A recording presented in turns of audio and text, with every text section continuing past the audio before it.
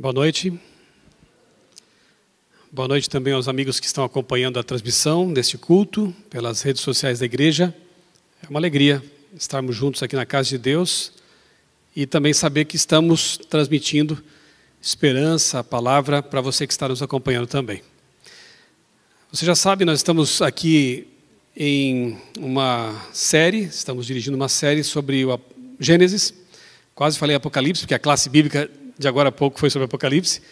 Então a gente brinca, né? Estamos indo de um extremo a outro da Bíblia. Apocalipse na classe bíblica e Gênesis no culto aqui aos domingos.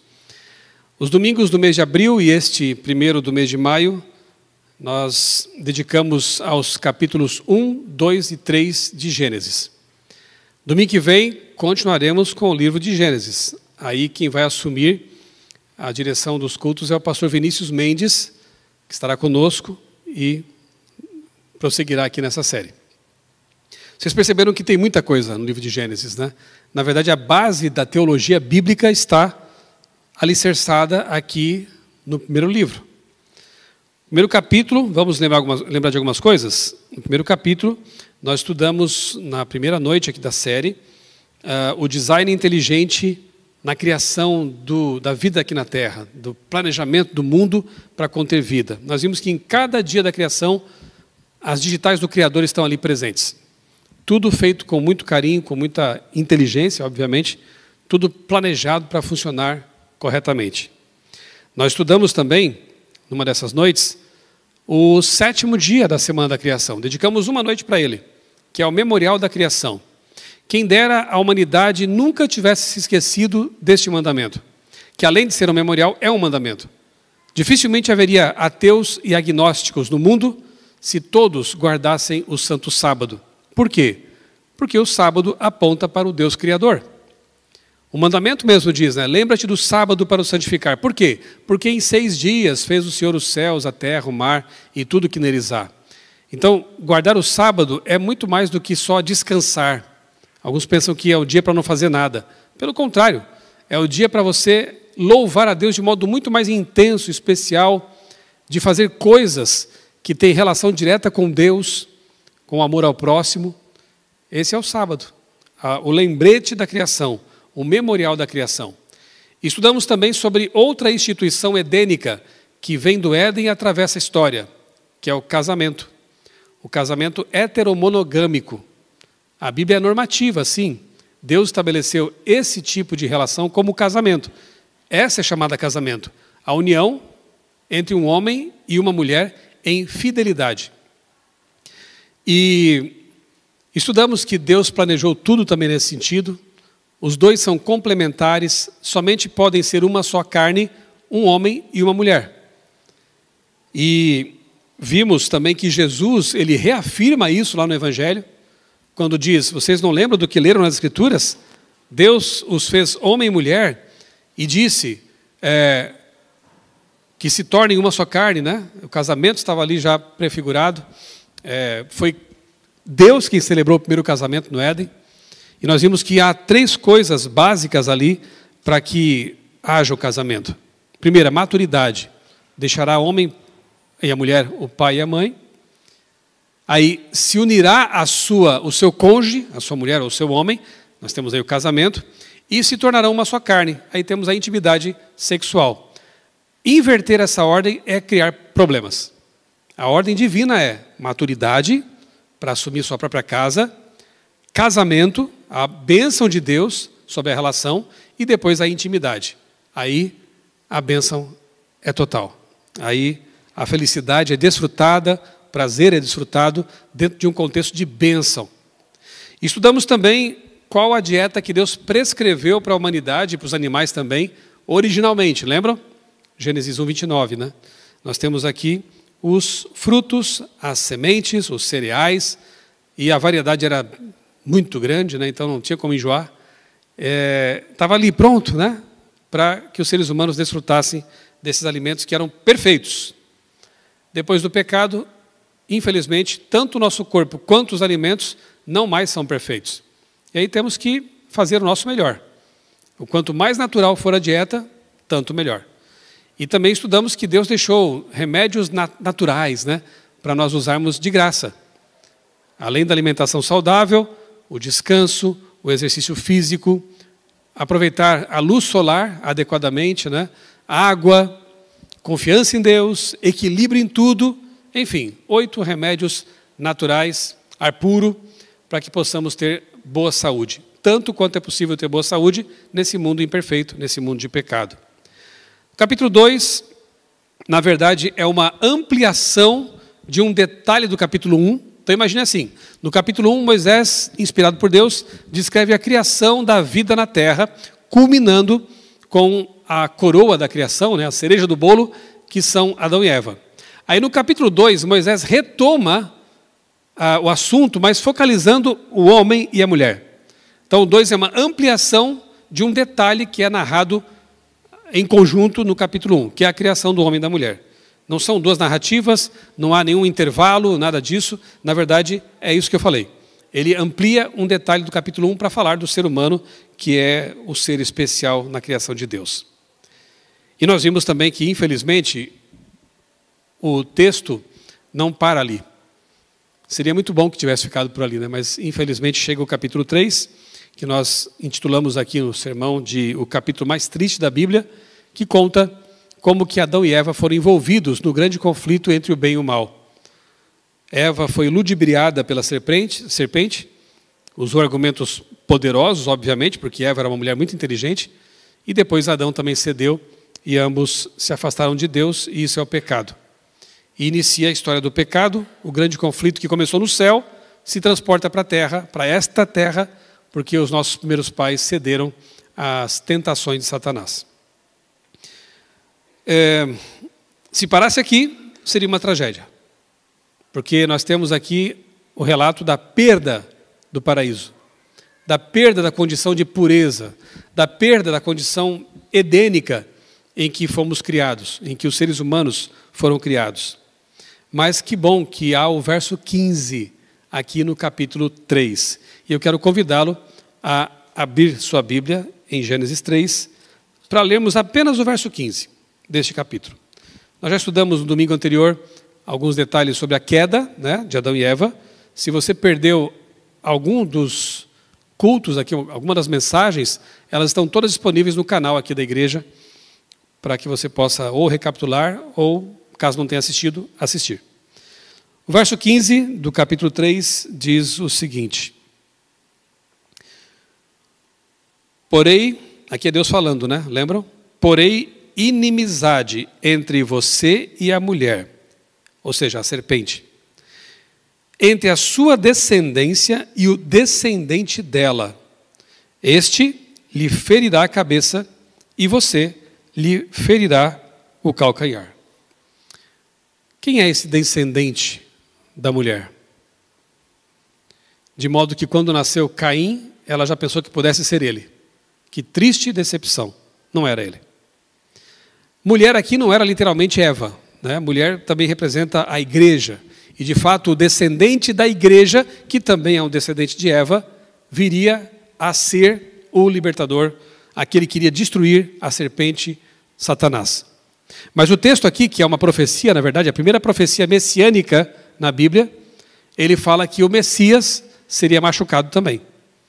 Apesar de que ele iria pisar a cabeça da serpente, representando assim a destruição de Satanás, ele seria picado no calcanhar, ele seria machucado.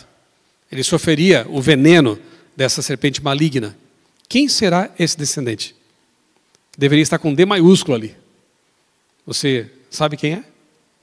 Não pode ser outro senão Jesus, né? Que veio de fato da descendência dessa mulher, da primeira mulher. Vamos estudar um pouquinho sobre esse descendente especial e por que ele tem esse poder todo a ponto de um dia eliminar o mal, a ponto de um dia desfazer tudo o que Satanás tentou fazer, iniciando por meio da serpente e hoje usando vários instrumentos. Por que esse descendente tem tanto poder assim? E por quê? E como ele vai resolver o nosso problema? Só para lembrar, né? Lá em Gênesis, nós já vimos isso, há algumas ocasiões em que nós vemos a divindade plural, né? Gênesis 26, façamos o homem à nossa imagem, já falei isso aqui algumas vezes. Gênesis 3:22 também fala do Deus plural. Gênesis 11, 7, quando da Torre de Babel, né, é dito assim que, está no texto, desçamos e confundamos a língua deles. Então, sempre esse plural. Né? Por que plural? Por que Deus não disse, farei o homem à minha imagem? Mas o texto diz, façamos o homem à nossa imagem. Não era um diálogo com anjos. Anjos não criam do nada alguma coisa. Era Deus conversando com Deus. Entendemos que ali estavam o Pai, o Filho e o Espírito Santo. Como você prova isso, pastor? Ora, o Pai e o Espírito já estão no texto ali de Gênesis 1. No princípio, Deus. Depois, e o Espírito de Deus, o Espírito Santo, também é chamado assim, pairava sobre a face das águas. E João, lá no seu evangelho, começa dizendo, no princípio era o Verbo, e o Verbo estava com Deus, o Verbo era Deus, todas as coisas foram feitas por meio dele. E sem ele, nada do que foi feito se fez. Então nós temos base bíblica para entender que o diálogo ali, plural, estava sendo travado entre os três. Vamos criar o ser humano à nossa imagem. Portanto, você e eu, apesar de nosso corpo já decaído por milênios de pecado, somos a imagem e semelhança do Pai, do Filho e do Espírito Santo. E um dia a nossa imagem vai ser restaurada, né? Aquilo que deveria ser e nunca deveria ter deixado de ter sido ou de ser. Né? Avancemos aqui. Lá na fórmula batismal nós encontramos também esse conceito claro de trindade. Mateus 28, 19 diz, vão e façam discípulos. Essa ordem foi dada para os apóstolos e para nós também por extensão. Vão e façam discípulos de todas as nações, batizando-os em nome de quem? Do Pai, do Filho e da energia elétrica. Está assim ali? Não faria nem sentido, né? Batizar em nome de uma energia. Nome tem seres, né? Então, o batismo é em nome do Pai, do Filho e do Espírito Santo. E o texto coloca os três em igualdade. Esse texto é tão claro, tão irrefutável, que alguns aí que não creem na Trindade Santa, que são os antitrinitarianos, chegam ao extremo absurdo de dizer que esse texto aí não está certo, então. É o último refúgio de um herege. Quando você prova pela Bíblia que ele está errado, ele fala, então a Bíblia está errada. É absurdo, né? Você vai argumentando, quando a pessoa se vê encurralada, ela diz, não, então esse texto aí não é original, esse texto foi acrescentado. Eu não tenho tempo aqui para fazer uma exposição só sobre esse assunto, mas se você pesquisar, você perceberá que esse texto está nos originais gregos, que esse texto aí foi proferido por Jesus. Nós que cremos que Ellen White foi inspirada por Deus, ela diz o seguinte, quando ainda estavam nos lábios de Cristo, essas palavras, e ela prossegue com o texto, saíram dos lábios de Cristo. Não só é inspirado o texto, quanto ele foi proferido por Jesus. Então, você quer algo mais inspirado do que isso? Né? Esse texto aqui, ele desmonta essa ideia de que não há um Deus triuno, porque a fórmula batismal é trinitariana. Ela menciona os três. Né? 2 Coríntios 13, 14, Paulo, ele profere uma bênção e cita os três na mesma bênção. Ele diz, a graça do Senhor Jesus Cristo, o amor de Deus e a comunhão do Espírito Santo sejam com todos vocês. Como poderia o Espírito Santo não existir, ou ser o próprio Jesus, ou qualquer outra coisa, se nesse texto Paulo distingue os três? Percebeu?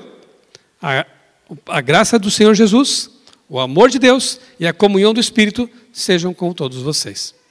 Então nós temos, repito, muita base bíblica para crer e entender que Jesus está em pé de igualdade com o Pai e o Espírito. Que o Espírito está em pé de igualdade com o Pai e com Jesus. E assim vai. Os três são eternos, os três estão poderosos, todo-poderosos, os três são oniscientes, onipresentes, os três são Jeová, ou Yahvé. Os três são Deus. Ok? Não cremos em três deuses, não cremos em um Deus com três cabeças. Nós cremos num Deus que se manifesta em três pessoas. Dá para entender tudo sobre isso? Se você entendesse, você seria Deus. O que diz a Bíblia sobre isso? Deuteronômio 29, 29. As coisas encobertas pertencem a Deus, e as reveladas nos pertencem, a nós e nossos filhos. Deus não explica a Trindade detalhadamente na Bíblia, mas ela está revelada assim. E assim eu creio. Entender como é Deus, aí já seria um uma pretensão absurda. Quem sou eu? Ser humano finito, com meu cérebro limitado e decaído, entender Deus, né? Aquela música que a gente cantou no começo aqui da série, né? Ninguém explica Deus. Eu tenho uma coisinha com ela. Eu gosto daquela melodia, gosto da música, mas algumas coisinhas ali poderiam ser melhoradas na letra, eu creio, né? Deus se explica na Bíblia, o tanto quanto nós podemos entendê-lo. Não é que ninguém explica Deus. Então, o que eu estou fazendo aqui? Eu abro a Bíblia e eu encontro explicações sobre Deus. Aquelas que Ele julgou por bem me revelar para que eu pudesse entender. Então, dá para explicar algumas coisas sobre Deus. E depois a música fala aqui do Big Bang e faz uma saladinha ali, né? Porque, na verdade, se nós estudarmos direitinho, perceberemos que o Big Bang, que é uma teoria que foi proposta por um padre, inclusive, ela é bíblica em termos. Por quê? Porque a Bíblia diz que Deus criou do nada o universo. Lá em Hebreus, capítulo 11, fala disso. E a teoria do Big Bang, quando compreendida corretamente, ensina que o tempo e o espaço passaram a existir em algum momento no passado. Há quanto tempo não sabemos exatamente, né? Eles falam em bilhões de anos. Não tem nada a ver com explosão, com essas coisas que depois acabaram ensinando por aí, né? Que é uma distorção do modelo. Então, a música é bonita, mas tem algumas coisinhas que poderiam ser melhoradas ali, né? Na letra. Só para deixar um comentário, eu já fecho o parênteses aqui mesmo. João 1:3, acabamos de citar aqui, no princípio era o verbo estava com Deus, o verbo era Deus, todas as coisas foram criadas por Ele. Agora, abra em Colossenses capítulo 1, Colossenses capítulo 1, vamos ler aqui os versos 15 a 17. Colossenses capítulo 1, versos 15 a 17. Veja só, entre um antitrinitariano ou um herege que não crê na trindade bíblica e João, com quem você fica? Entre um herege que diz que Jesus não é Deus, é apenas um ser criado, um ser derivado de Deus, e João, com quem você fica? João é testemunha ocular de primeira grandeza. João andou com Jesus, João abraçou Jesus, comeu com Jesus, e ele que tem essa prerrogativa de testemunha ocular, disse, ele, Jesus, é Deus. Nós andamos com ele, nós vimos a sua luz. João, que andou com Jesus tão de perto, diz, todas as coisas foram feitas por ele, e sem ele, nada do que foi feito se fez. Eu fico com João, obviamente. O testemunho dele para mim é o que vale, e para João, Jesus é Deus. Bem, o que Paulo diz aqui nesse texto agora? Colossenses 1, 15 a 16.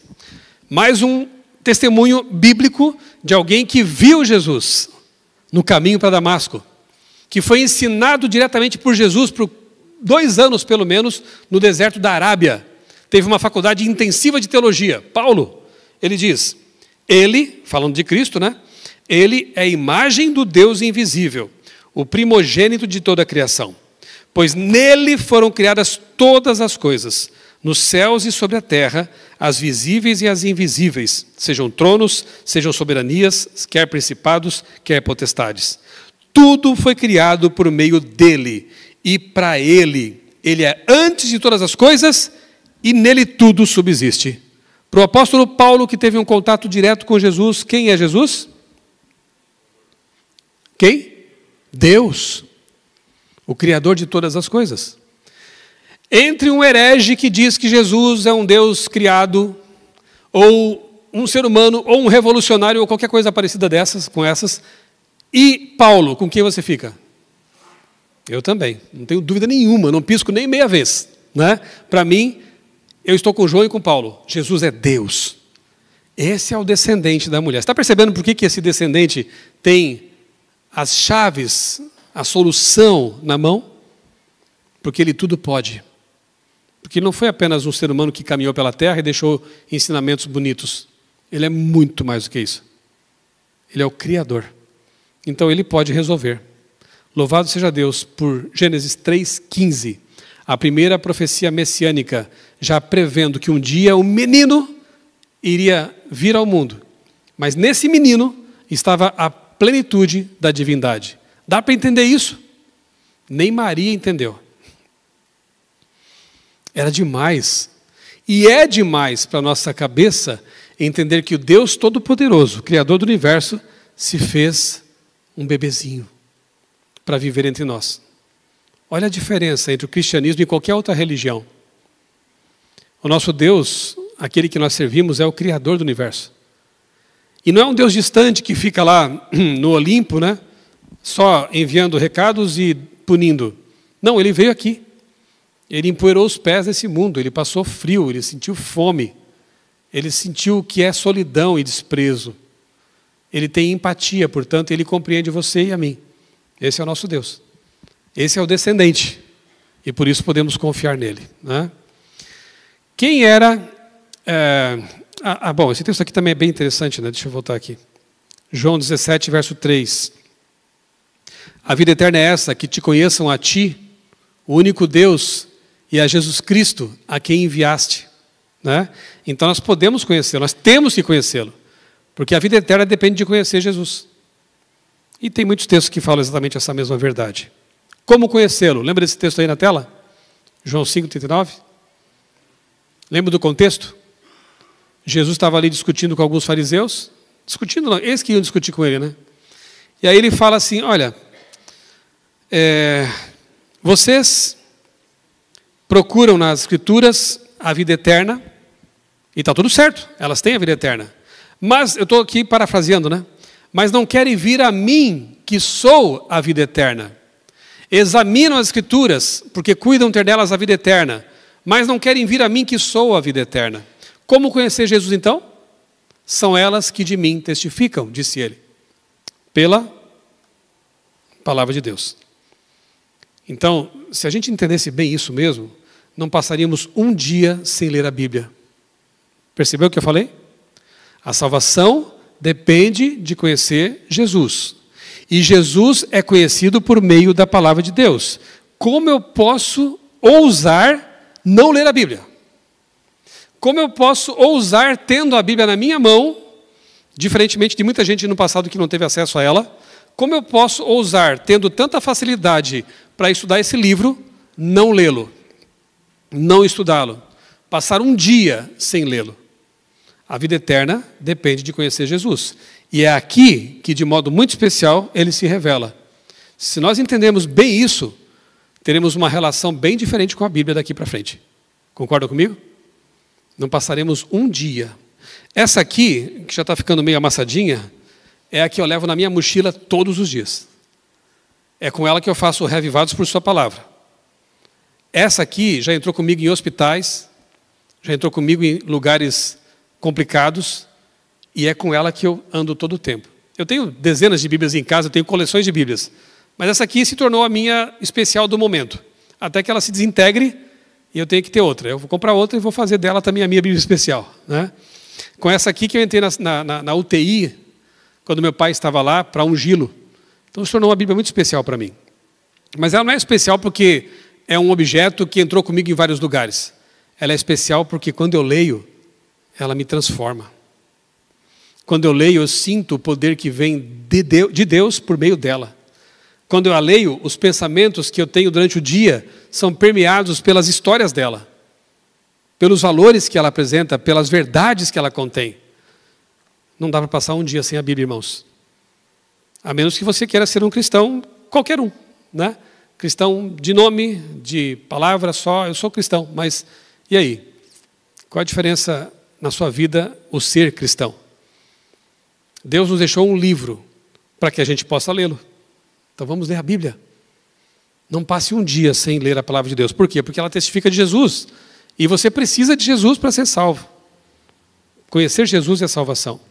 Quem era Jesus antes de vir à terra? Vamos recapitular algumas coisas? Lá em João 17,5 diz, e agora, Pai, é uma oração de Jesus, né? Ele está ali orando no jardim.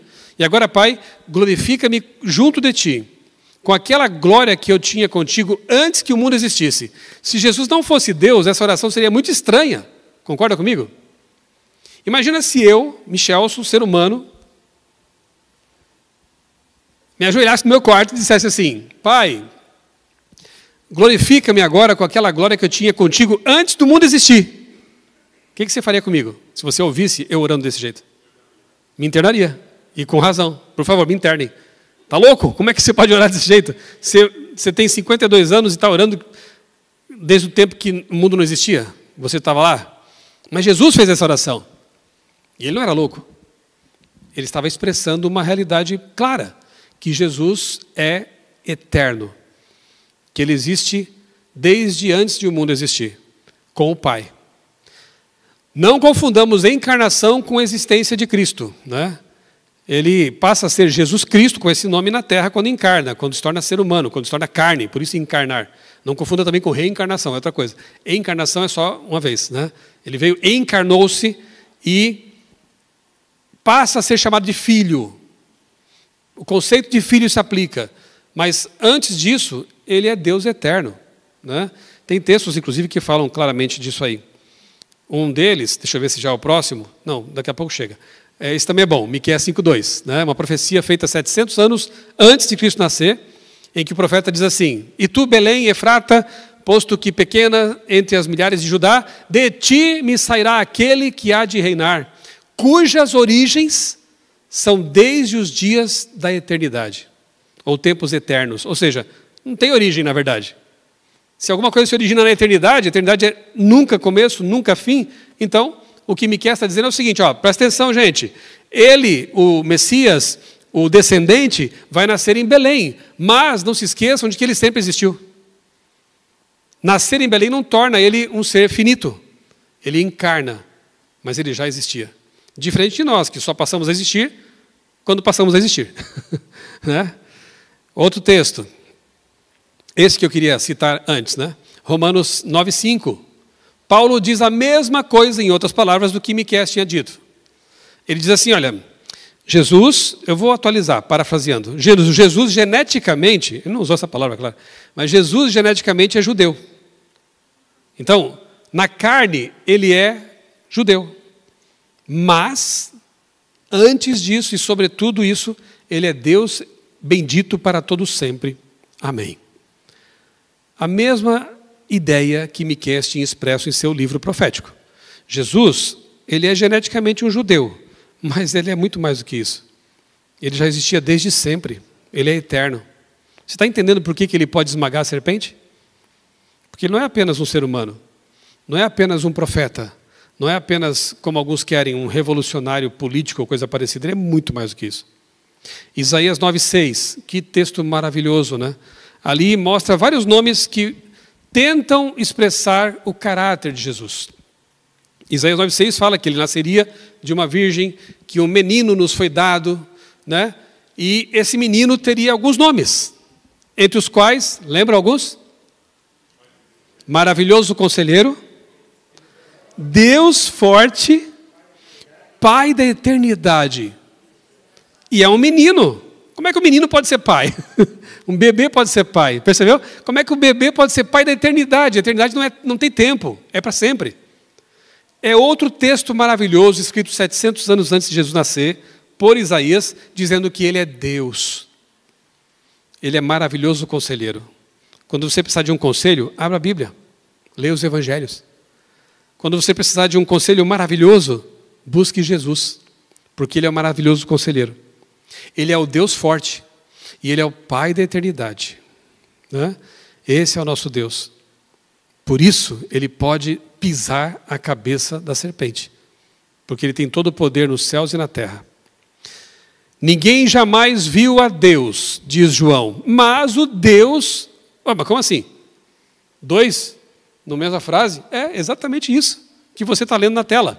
Ninguém jamais viu a Deus, mas o Deus unigênito, aquele que foi trazido à terra como um filho, que está junto do Pai, o tornou conhecido. Então, o Deus que foi gerado de Maria, tornou o Pai, Deus, Pai, conhecido. Por isso que, em certa ocasião, ele disse para os discípulos, quem me vê a mim, vê o Pai. Tudo que eu faço, o Pai também faz. Então, se eu amo vocês, se eu perdoo os pecadores, se eu restauro uma prostituta, se eu amo o rico e o pobre, ele recebeu o jovem rico tanto quanto recebeu leprosos pobres, Jesus não faz acepção de pessoas, o ser humano é que faz isso. O diabo é que cria divisões. Homossexuais, heterossexuais, brancos e negros, homens e mulheres. O diabo adora fazer isso. Deus não. Jesus tratou como iguais a todos. Recebeu a todos para transformá-los. Esse Jesus revelou a divindade. Você está com medo de Deus? Olha para Jesus. Você acha que Deus não gosta de crianças? Como Jesus tratou crianças? Você acha que Deus não perdoa pessoas que se envolveram em pecados sexuais? Como Ele tratou quem passou por isso? Você acha que Deus não perdoa assassinos? Como Ele tratou Saulo? Não se esqueça, Jesus é Deus. E quando a gente olha para Jesus, a gente conhece Deus. Ele veio revelar Deus. Porque ninguém nunca viu o Pai.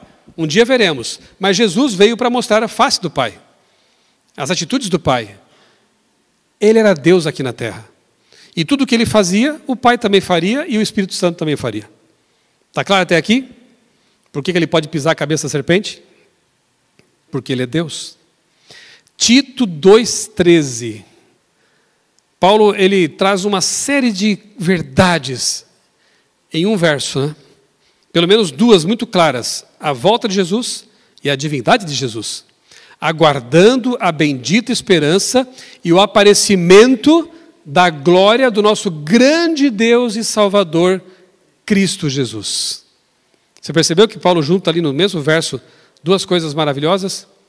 É Deus que está vindo. Jesus é Deus e Ele está voltando. Ele é nosso Deus e nosso Salvador.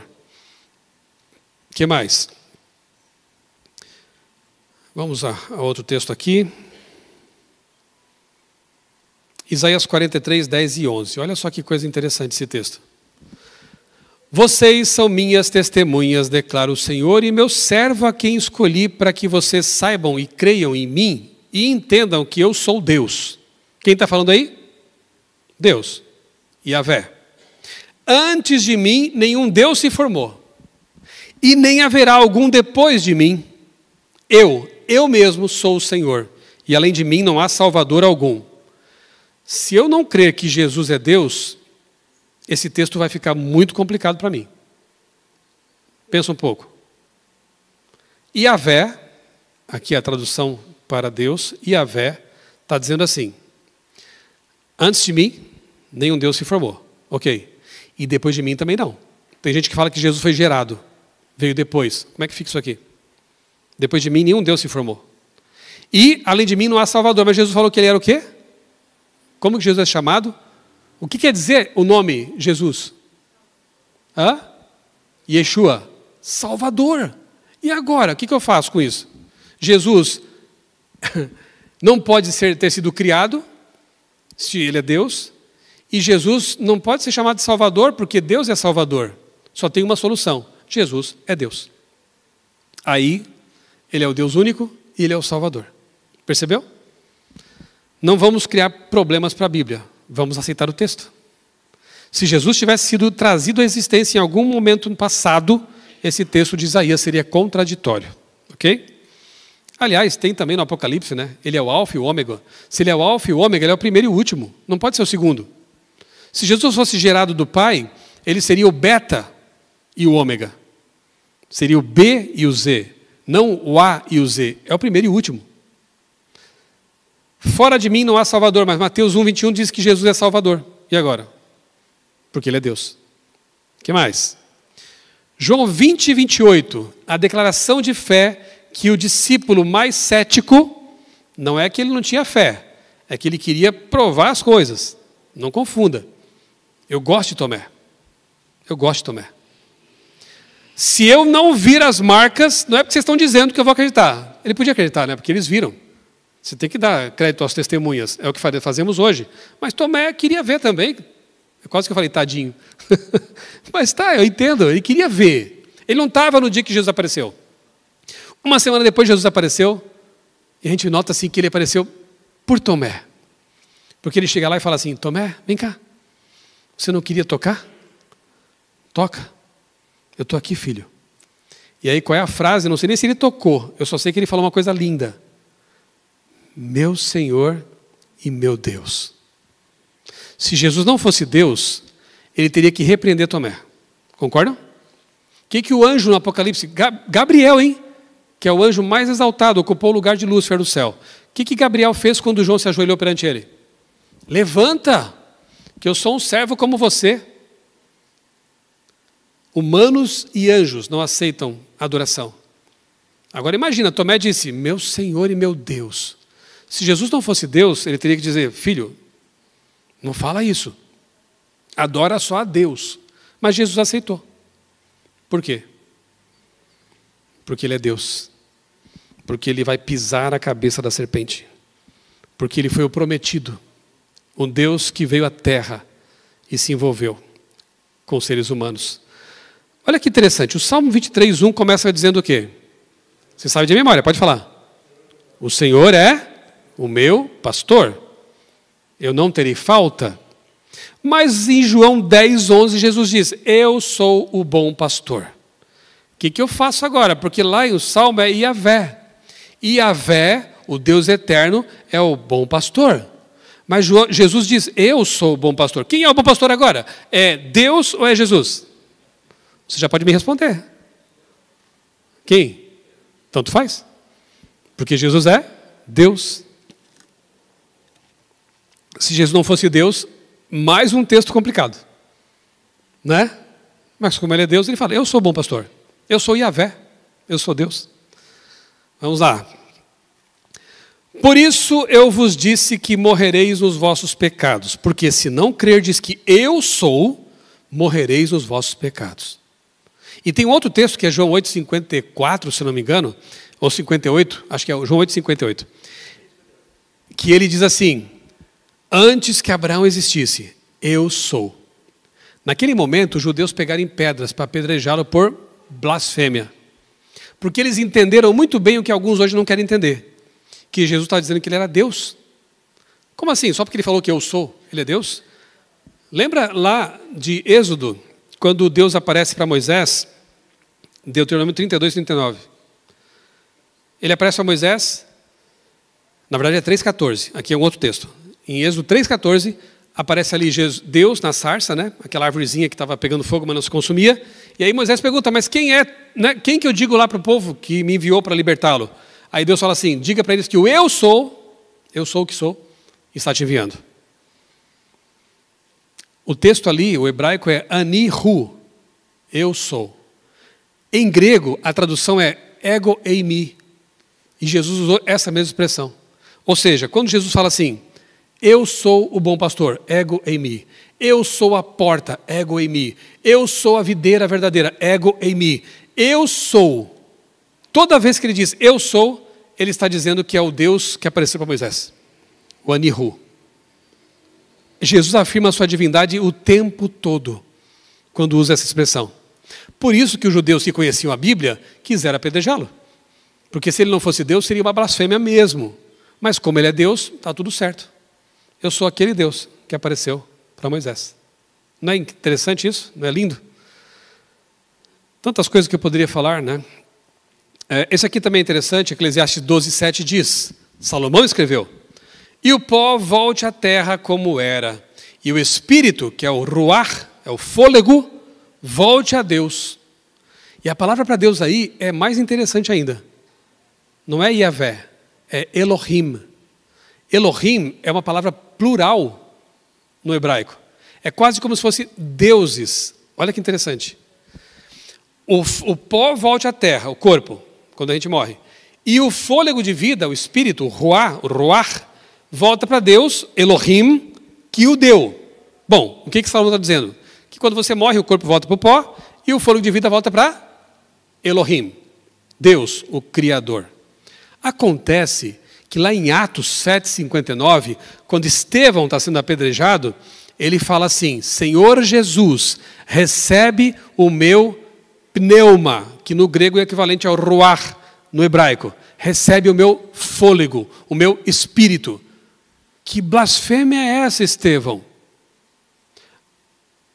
Eclesiastes diz que é Deus que recebe o espírito, o fôlego de vida. Como é que Estevão diz, Senhor Jesus, recebe o meu espírito? Que blasfêmia! Como assim blasfêmia, meu amigo? Estevão estava tendo uma visão de Deus, do céu, viu Jesus em seu trono e disse: Jesus, recebe meu espírito. Afinal de contas, o ruach, pneuma, o fôlego, volta para Deus ou para Jesus? Me respondam. Tanto faz, porque Jesus é Deus. Está claro até aqui? Estamos tentando matar a cobra e mostrar o pau e a cobra morta. E aí Ellen White vem e apenas completa o que nós já aprendemos pela Bíblia, né? Só para fechar a questão. Review and Herald, 5 de abril de 1906. Ela escreveu: Cristo era Deus em essência, e no sentido mais elevado, ele era um com Deus desde quando? Desde a eternidade. Quem crê que essa autora é inspirada por Deus tem que aceitar as palavras dela. Ele era um com Deus desde sempre. Não tem essa de que ele foi gerado, criado em algum momento, derivado. Aliás, desejado de todas as nações, página 530, olha o que ela diz. Em Cristo a vida original, não emprestada, não derivada. A divindade de Cristo é a certeza de vida eterna para o crente. Nós temos vida eterna porque Ele é Deus. E Ele não tem sua vida derivada, Ele tem vida original, não foi gerada, não foi derivada de Deus ou do Pai. Ele é um com o Pai e com o Espírito desde sempre. Aliás, tem um salmo em que diz assim: de eternidade a eternidade tu és Deus. Que interessante isso, né? Porque é tipo assim, de eternidade para lá a eternidade para cá. Eu não vou nem usar passado e futuro, porque nem não faz mais nem sentido quando fala eternidade. Mas é tipo assim, só para a gente tentar entender. De eternidade para trás, que é horrível falar isso, mas de eternidade para cá, a eternidade para lá, tu és Deus. E aí Ellen White diz que esse texto se aplica a Jesus. E agora? Ele é Deus eterno. Dizer o contrário é uma heresia. É rebaixar Jesus. É fazer uma obra satânica, porque o diabo sempre quis rebaixar Jesus. Sempre quis, já que ele foi expulso e teve inveja de Jesus, ele tenta aqui na terra fazer com que as pessoas pensem que Jesus é qualquer coisa menos que Deus. E alguns reproduzem esse sentimento diabólico. E quem é Jesus hoje? Vamos encerrar com esse texto, com esses textos. Hebreus 13, 8. Já vimos quem é Jesus, quem foi Jesus, quem é Jesus, né? Quem foi antes de vir à terra, quem ele foi enquanto esteve na terra e quem ele é. O que ele faz neste momento. Hebreus capítulo 13, versículo 8. Aliás, a carta de Paulo, que é um sermão, na verdade, né? Hebreus, toda ela exalta o ministério sumo sacerdotal de Jesus. E aqui nesse verso ele diz: Jesus Cristo é o mesmo ontem, hoje e para sempre. E se ele era Deus desde toda a eternidade, continuou sendo Deus aqui na terra e falou que era, ele será para sempre. Ele nunca mudou. Nunca deixou de ser alguma coisa que ele sempre foi, né? É o Deus eterno. E 1 Timóteo 2,5, para a gente encerrar. 1 Timóteo, capítulo 2, verso 5. Paulo diz assim: porque há um só Deus e um só mediador entre Deus e a humanidade, Cristo Jesus, homem. Interessante ele colocar aquele homem aqui, né? Por que ele colocou assim?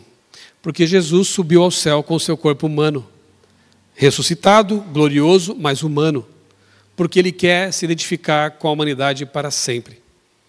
Inclusive Zacarias nos dá base para entender que ele terá as marcas da cruz nas mãos, as cicatrizes. No corpo de ninguém haverá marcas do mundo que foi, mas no de Jesus permanecerão, como um lembrete do seu amor, do que ele fez por nós, para que pudéssemos estar com ele para sempre.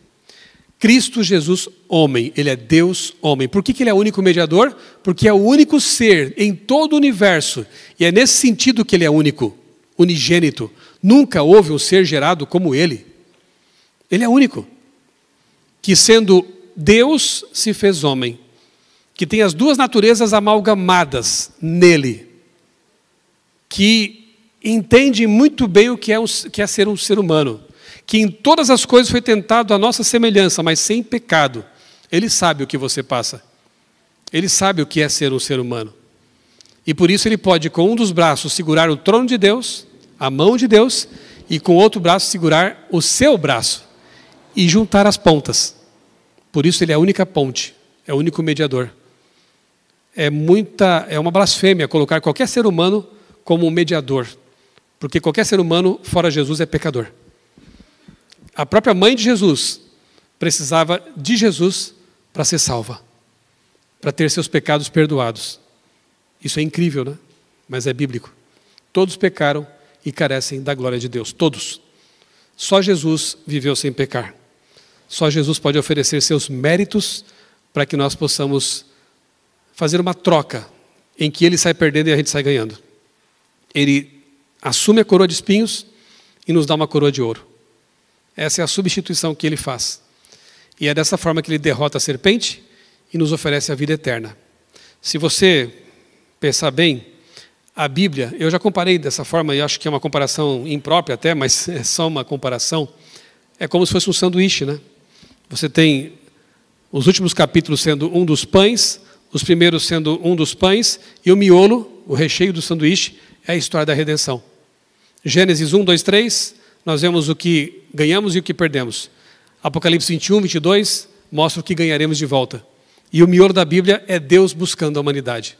É Deus derrotando Satanás na sua vida, derrotou no céu, derrotou na cruz, derrota todo dia quando você clama a Deus e pede que Ele o proteja e o guarde. E finalmente derrotando no fim do milênio, como estudamos aqui na classe bíblica, para sempre. Aí a serpente será definitivamente destruída. E nunca mais haverá pecado, nunca mais haverá um tentador a nos incomodar, a vida será para sempre. Resumindo, isso é a Bíblia. É um livro de um Deus que vem em socorro, um Deus que vem em busca, um Deus que vem para nos libertar. Hoje eu conversei com um pastor lá do Rio Grande do Sul. Alguns aí eu acho que souberam um pouco da história dele, porque, se não me engano, circulou também no grupo da comissão da igreja, uma história muito bonita. Wesley Oliveira. E essa história para mim me fez pensar profundamente no que Jesus fez. O pastor Wesley é pastor de uma das igrejas lá no Rio Grande do Sul. Ele me passou aqui algumas informações, eu conversei com ele hoje. Disse que estaríamos orando por ele. Ele é pastor no distrito de Dois Irmãos, Rio Grande do Sul. E quando ele soube que uma família, ovelhas dele, do distrito dele, estava isolada numa área perigosa, porque poderia estourar uma barragem ali perto e levaria tudo. E essa família estava lá presa. Já estavam quase sem comida, sem energia, sem água. Ele organizou um grupo de desbravadores. Olha como é importante o clube, gente. De líderes desbravadores. Que tem conhecimento de mata, de cordas, de nós, de sobrevivência. E ele foi atrás das ovelhas. O pastor Wesley, com esse grupo, passou a noite atravessando a mata, porque não tinha acesso. As estradas estavam bloqueadas, barreiras ali pelo caminho. E ele foi pela mata, desviando de tudo isso. Chegaram de manhã lá naquela casa, famintos. A família fez o último cuscuz que eles tinham. Todos comeram um pouquinho. E aí trouxeram a família. Tiveram que colocar cordas assim no rio, estava muito forte ali. O pastor foi lá com o grupo ali, protegendo as pessoas, as crianças, levando para o outro lado, salvou aquela família. E eu pensei, meu Deus, esse pastor fez o que o grande pastor também fez. Ele ilustrou na vida dele o que Jesus fez também. Ele deixou as 99 ovelhas, não é? No aprisco, seguras, os mundos não caídos, em que o pecado não teve sucesso. E veio a este mundo, atravessou uma floresta, se machucou nos espinhos, para pegar as ovelhinhas e levar no colo para um lugar seguro. Pastor Wesley fez isso ontem, com suas ovelhas. E eu pensei, como pastor, eu não posso ser diferente. E você é pastor também, na sua casa, no seu trabalho, na sua escola. Você também tem que ser como Jesus, levar as pessoas para um lugar seguro. E o lugar mais seguro que existe é aos pés de Jesus. É na igreja, é com a Bíblia sendo lida todos os dias. Sejamos como o pastor Wesley. Se há ovelhas perdidas ainda, e há, vamos atrás delas. Custe o que nos custar, para salvá-las e levá-las a Jesus. Esse é o descendente que pisou a cabeça da serpente e um dia vai destruí-la para sempre. Que venha logo esse dia e que estejamos todos preparados. Muito em breve o resgate virá. Deus vai nos tirar do atoleiro deste mundo. Deus vai nos tirar das águas frias e geladas que tentam nos tragar e nos levar para o lar seguro, para o lar eterno. Amém. Vamos terminar com uma oração, todos em pé.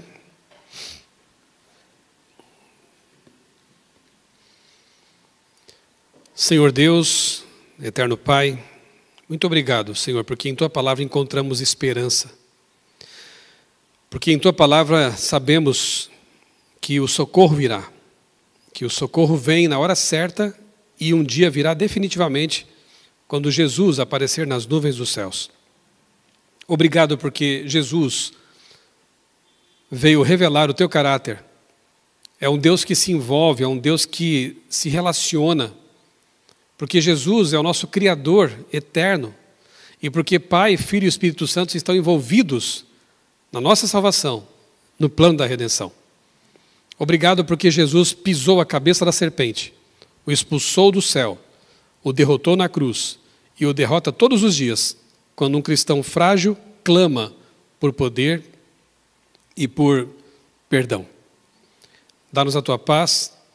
Mais uma vez oramos pelos nossos irmãos e amigos, conterrâneos, que lá no Rio Grande do Sul estão sofrendo tanto neste momento.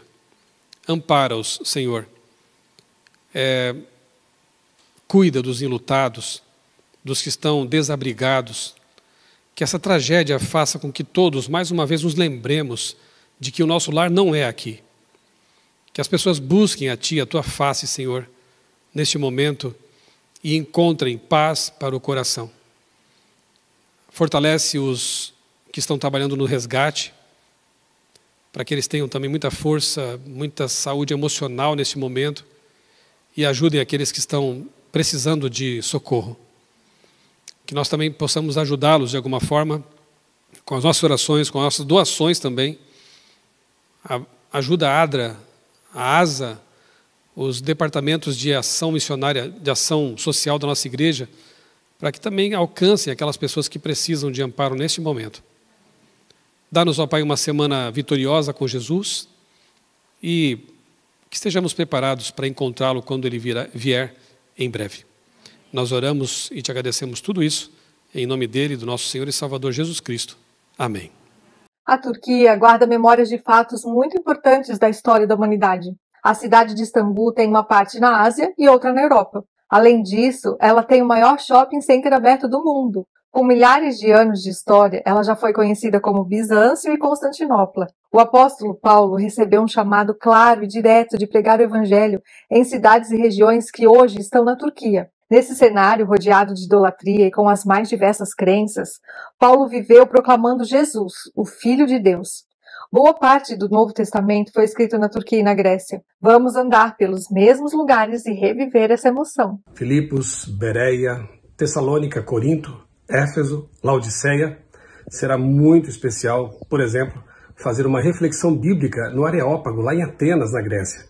Local em que dois mundos se encontraram. Além de tudo isso, vamos viver aventuras inesquecíveis, como o passeio de balão na Capadócia, veremos lugares lindos e incríveis, e provaremos novos sabores, desfrutaremos do conforto de hotéis maravilhosos e faremos bons amigos. A última semana será a bordo de um lindo navio, em um cruzeiro pelas ilhas gregas, incluindo a famosa ilha de Patmos, onde João recebeu a visão do Apocalipse. Essa viagem vai impactar a sua vida. Vamos juntos? Vem com a gente!